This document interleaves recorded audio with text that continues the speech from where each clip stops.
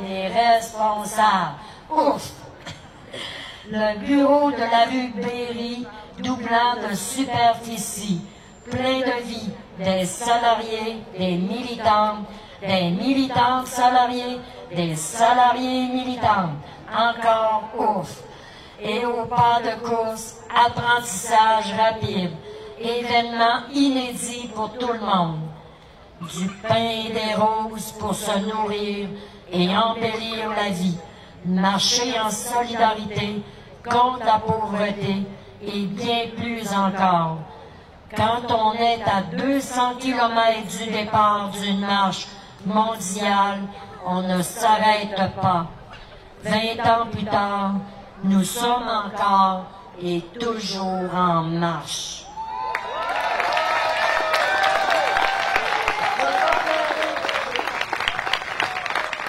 Merci Lise. Alors j'invite maintenant la voix de la marche du pain des roses, Marie-Claire Séguin, à nous se joindre à nous avec Geneviève Brassette et Ariane Vaillancourt. La voix et le corps. Comme ça, parfait. Bonjour. C'est touchant d'être ici. C'est vraiment touchant. C'est une marche qui m'a marqué. Il y a une moto, là. Quand on parle.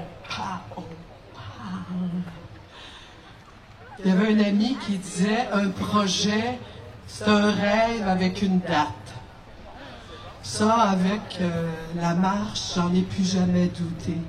Fait que Françoise, Manon et des milliers de femmes, merci d'avoir rêvé au départ, puis nous entraîner dans ce rêve-là. Et j'ai toujours su à partir de là qu'un rêve donne quelque chose.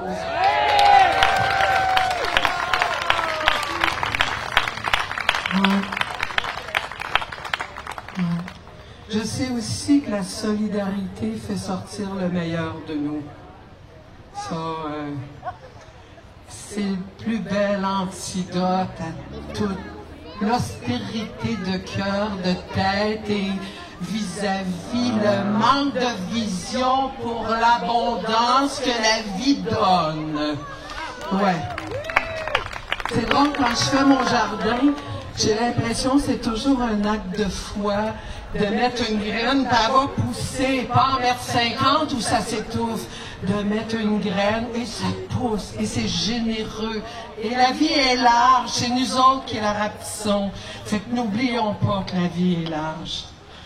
Hier, j'ai réalisé avec Geneviève Brassette et Ariane Vaillancourt qu'ils avaient 4 et 5 ans en 95.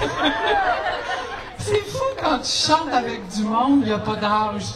Fait que là, je me suis dit, OK, fait qu'on va leur parler de la marche des femmes, on va les inviter de venir chanter avec nous autres.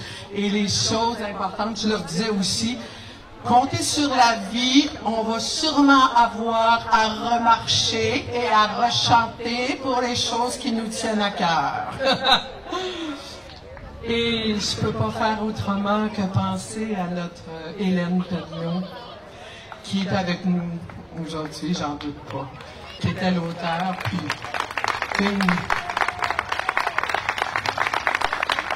c'est, je pense que si j'ai à nommer une femme un élan du cœur, c'était elle. Fait que être avec nous autres sur cette terre de femmes-là.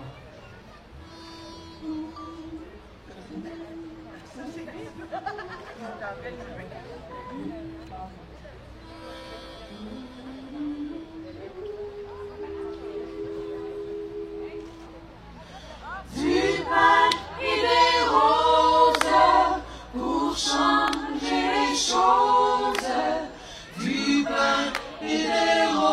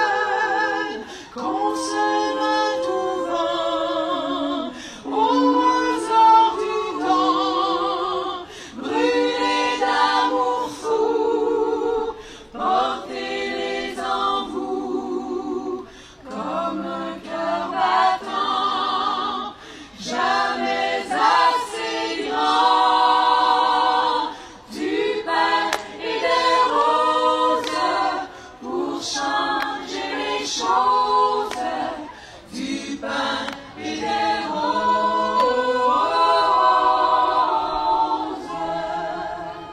Il nous faut des roses, un souffle de pause. Il nous faut du pain de l'eau de la mer. La terre est une femme. Entendez nos âmes, ne soyez pas sourds. Nous parlons d'amour. Du pain et des roses pour changer les choses. Du pain et des roses.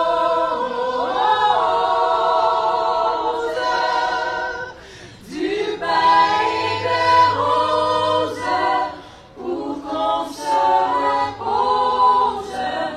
Du pain et des roses.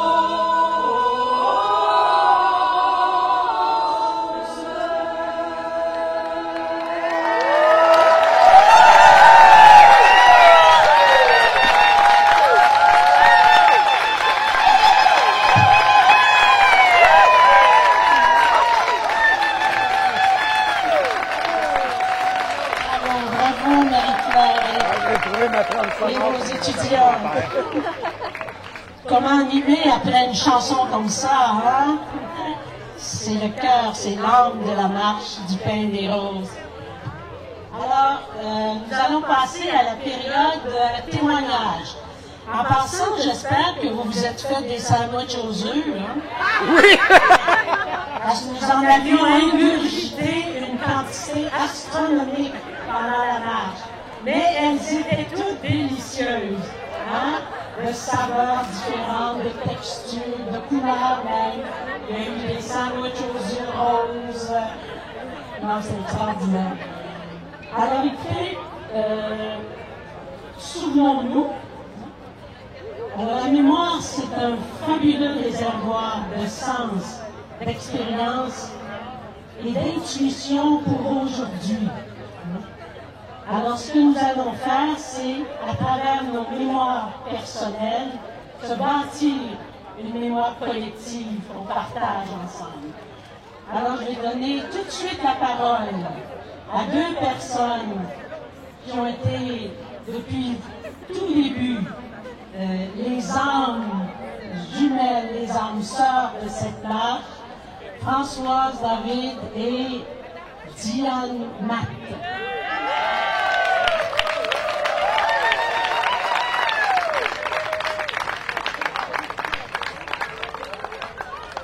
Bonjour tout le monde! Ça fait tellement bien de voir du beau monde de même sur les pelouses de l'Assemblée nationale.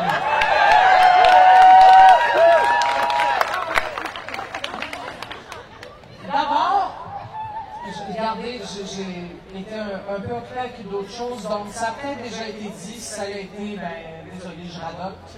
On a ici, je pense, la plus jeune et la plus âgée des marcheuses. Est-ce qu'on vous l'a dit? Ah, ben, je l'ai dit d'abord. Est-ce que c'est possible de leur demander de venir près de nous? Michel, c'est de toi que je parle. T'as pas le choix. Elle avait 15 ans.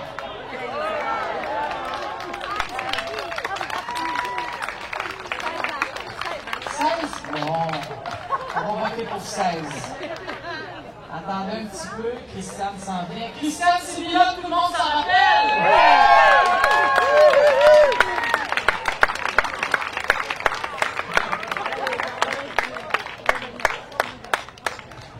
Ben, tout ça, c'était pour dire à quel point cette marche était fabuleuse. Des femmes de toutes les régions, des femmes de tous les âges. Elles ont poussé, par exemple. Maintenant, mère de famille, plusieurs en tout cas. Bref, un moment magique. Ça a commencé comment, cette aventure? Ça a commencé par une présidente de la Fédération des femmes qui, par hasard, un soir, enfin réussit chez elle.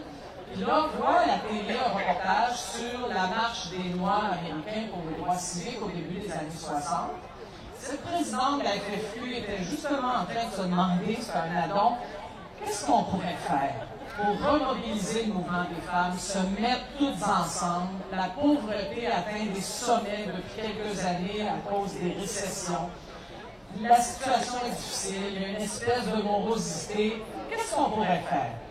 Et en voyant toutes ces personnes noires, afro-américaines, marcher en courant des grands dangers d'ailleurs, je me suis dit, pourquoi nous autres, au Québec, on ne marcherait pas 200 km 10 jours? Et là, j'en ai parlé au conseil d'administration de la FFQ, vous dire au début, les grands yeux, t'es-tu folle?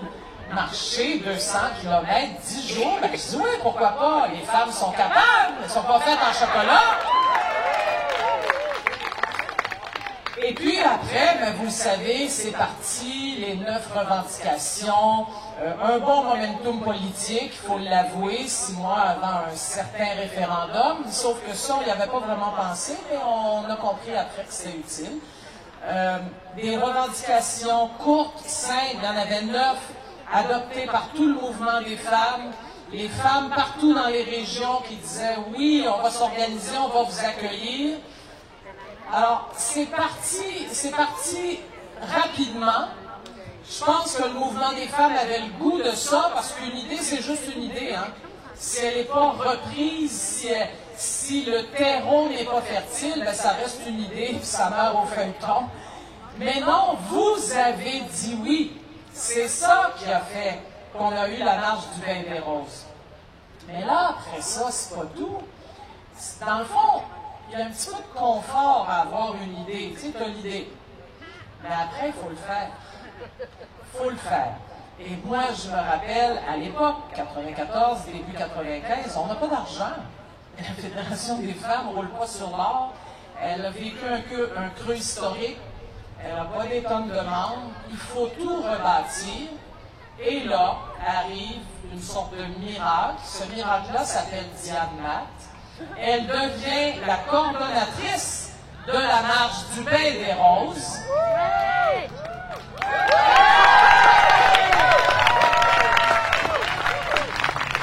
Et véritablement, là, du début janvier 95 au 26 mai, et elle va vous le raconter parce qu'il y a eu toutes les sueurs et les angoisses qui sont venues avec, elle a été vraiment maître d'œuvre, ou si on féminise, est-ce qu'on dit maîtresse d'œuvre?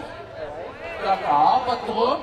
Maîtresse d'œuvre, avec plein de travailleuses, de bénévoles, bien sûr, avec vous, mais tout de même, elle a été le pilier inébranlable, qui l'a probablement empêché de dormir parfois, qui a conduit cette marche à bon port. Et moi, je veux sincèrement, avec vous, l'en remercier.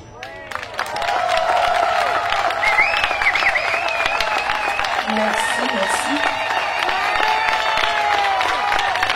C'est vrai que les idées Françoise en ont, mais je suis pas pire aussi. Et en fait, c'est très bizarre qu'on s'entende. Oui, il faut que je l'oublie.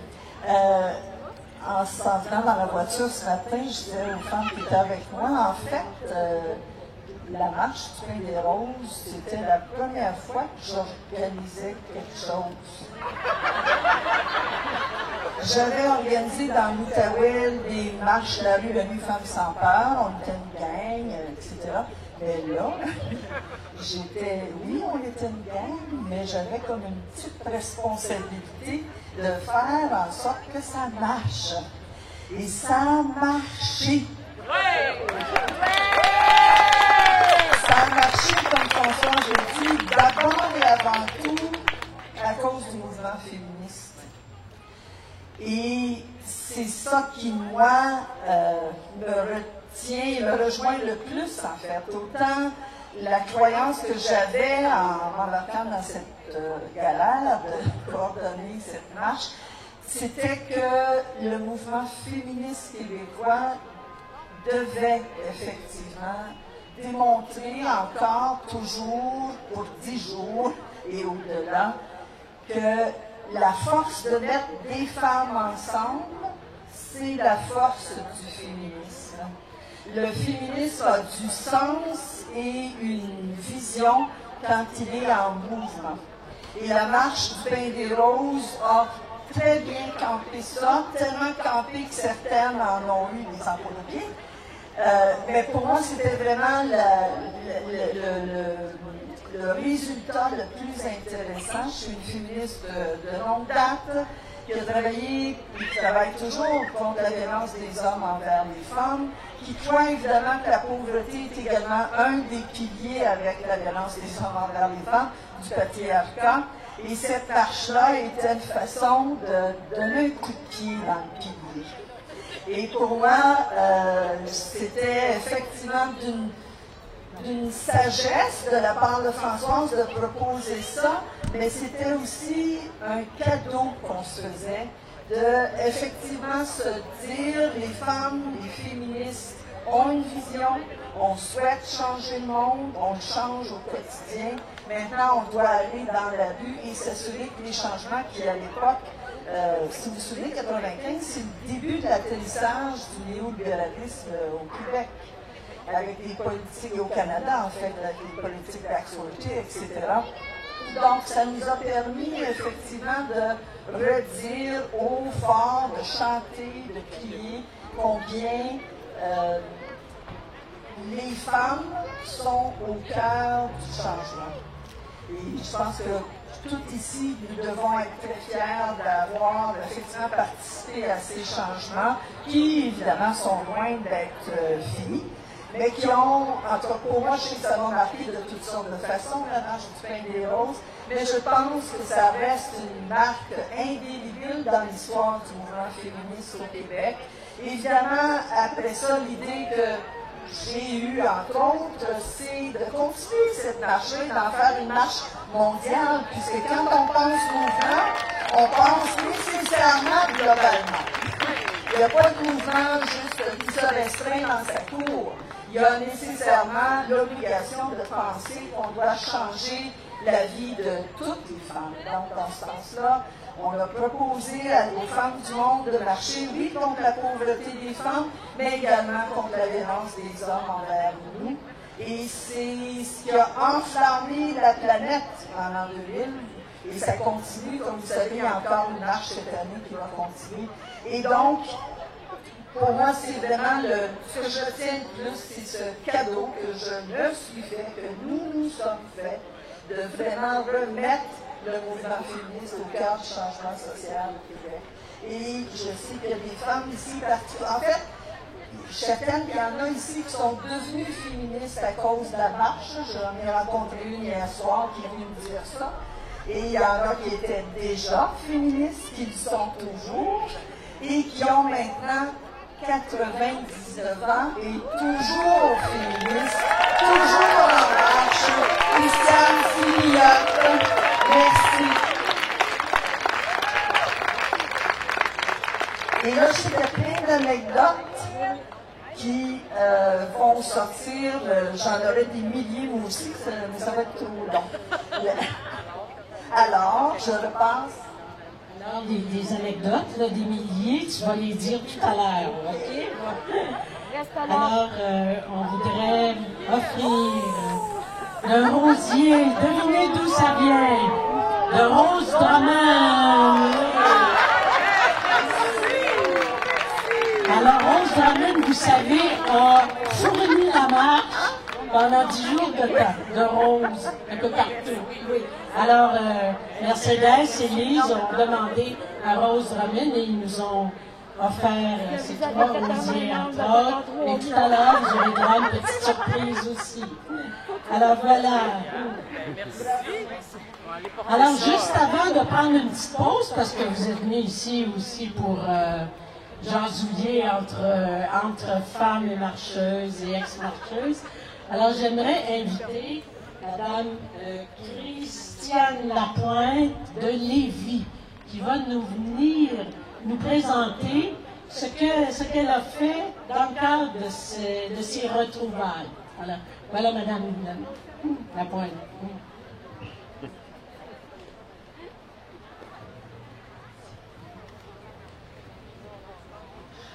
Je vais continuer mon explication pour Diana, je ne comprenais pas tantôt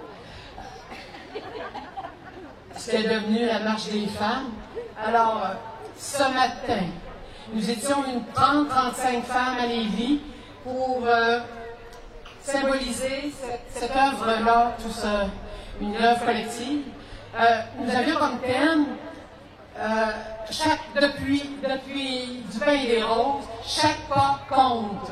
Alors, chaque femme a eu son pas à écrire, envers endroit si elle le désirait. On a eu des femmes de tous les âges, même des fillettes, et on a contourné une sphère qui est devenue ceci. On pense la promener à la marche des femmes en octobre, alors c'était ça. Le symbole, c'est surtout que, à partir du pain et des roses, la marche est devenue mondiale. Alors, on avait choisi la sphère pour le démontrer. Alors, merci à toutes. Je laisse la parole à nous. Merci beaucoup. Alors, on va prendre quelques minutes pour soit remanger des sandwichs ou alors placoter. On vous revient dans tout au plus 5 minutes avec des témoignages, des contingents, des bénévoles, des marraines, alouettes. OK? Alors, dans quelques minutes. Et c'est sur ceci que je vais mettre fin à la web diffusion. Upon these last words of the speech before the break, where I'm going to end the live stream. So I hereby invite you all to follow my Facebook and or Twitter account at Cyborg Simon to find out the moment of the next live stream. Alors, je vous invite tous à suivre mon compte Facebook et ou Twitter afin de découvrir le moment de la prochaine web diffusion. Merci à tous d'avoir été des nôtres ce matin pour la marche du pain et des roses 20 ans plus tard. Passez une excellente journée, une bonne fin de semaine. Have a great weekend, everybody. See you next time.